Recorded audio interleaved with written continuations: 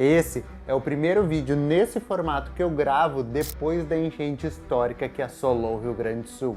E olha que já faz mais de 40 dias que eu voltei para casa. E para estar contando essa história, eu vou vincular ela totalmente ao fato de eu ser uma pessoa bem condicionada. Tudo começou quando eu evacuei de casa no dia 4 de maio, antes que a água encobrisse a minha rua, porque o esgoto já estava vertendo pelas bocas de lobo. Só que quando eu evacuei, eu achei que logo em seguida eu conseguiria voltar, e não que seria aquele caos todo que foi noticiado. E por eu acreditar que logo em seguida eu conseguiria voltar, eu não levei absolutamente nada. Eu simplesmente peguei a minha moto e fui embora, porque fazia pouco mais de um mês que eu tinha trocado de veículo. Quando eu percebi que a situação era grave e que a água não baixaria, eu logo de cara pensei: 1. Meus pais estão ilhados. 2. Eu não tenho nada para sobreviver longe de casa. Então o que eu fiz? Eu voltei para casa um dia depois com mantimentos para levar para os meus pais. Nesse dia que eu voltei, eu caminhei cerca de 1 a 2 quilômetros dentro da água. Obviamente que no início batia na minha canela, mas quanto mais perto do meu prédio eu chegava, a água já estava batendo no meu ombro. Caminhar dentro da água com água até a cintura não é uma tarefa fácil, exige de muita força nas pernas, principalmente porque eu estava com galocha, então a água entrava na galocha e eu tinha que fazer mais força para deslocar. Depois que a água passa da cintura, o deslocamento se torna um pouco mais fácil, mas como eu estava com a mochila com mantimentos, eu precisei botar a mochila em cima do ombro e aí começa o primeiro teste de resistência muscular. A minha sorte é que no dia que eu voltei, a água não estava num nível que exigiria que eu nadasse. Porque se eu precisasse nadar, seria inviável levar uma mochila com mantimentos. Mas essa primeira parte da enchente não foi quando o meu condicionamento foi verdadeiramente testado. O pior ainda estava por vir.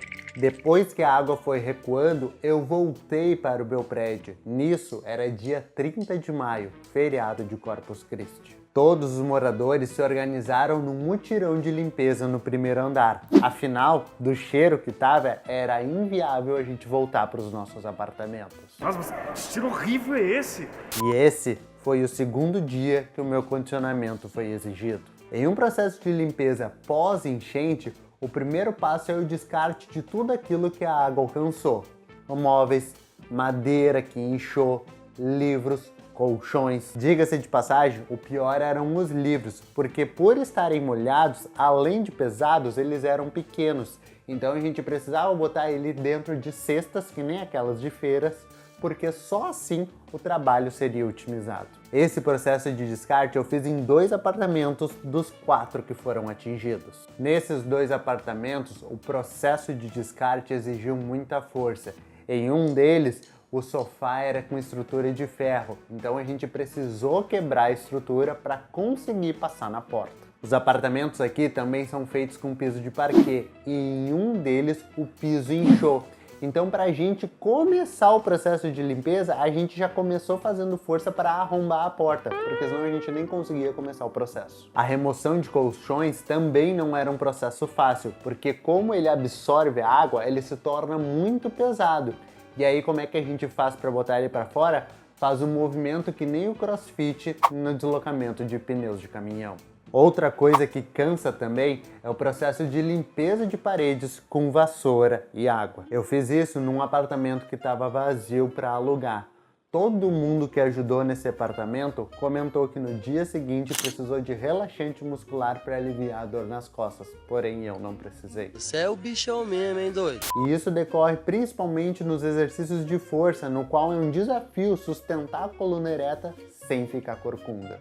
Levantamento terra é um exemplo. Você ativa as musculaturas eretoras da coluna para sustentar a coluna na vertical. Quando você faz movimentos de remada no treino de costas, você precisa de uma baita consciência na coluna lombar e na coluna torácica para não ficar corcunda. Todo esse histórico de exercício foi determinante para que eu tivesse condicionamento para ajudar não só na limpeza no meu prédio, mas como também da minha casa espírita e na casa de uma amiga. Em uma semana, eu consegui realizar trabalho braçais em 4 lugares, sem depender de medicamento para alívio de dores. Pode parecer bobagem, mas remover entulho, ficar catando coisa no chão, empurrar água com rodo não é uma tarefa fácil. E olha que eu tenho 30 anos. Por isso, eu bato tanto na tecla, treine para ter saúde. Para que com 40, 50 anos você tenha a mesma disposição de que quando tinha 20. O corpo não piora do nada na terceira idade, ele vai dando sinais antes. Hoje, eu trabalho com adultos acima de 35 anos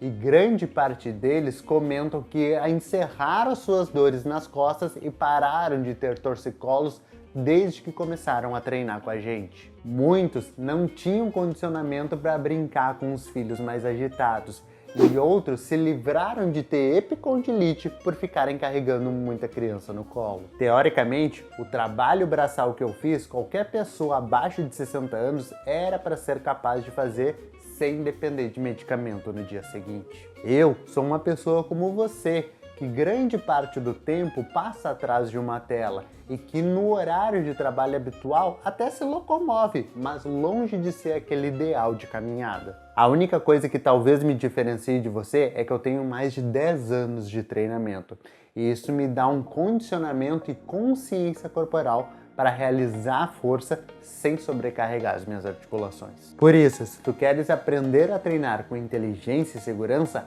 assiste esse vídeo aqui, porque ele vai te ensinar a realizar um agachamento de forma perfeita, um movimento que a maioria das pessoas que chegam para eu atender não sabem fazer.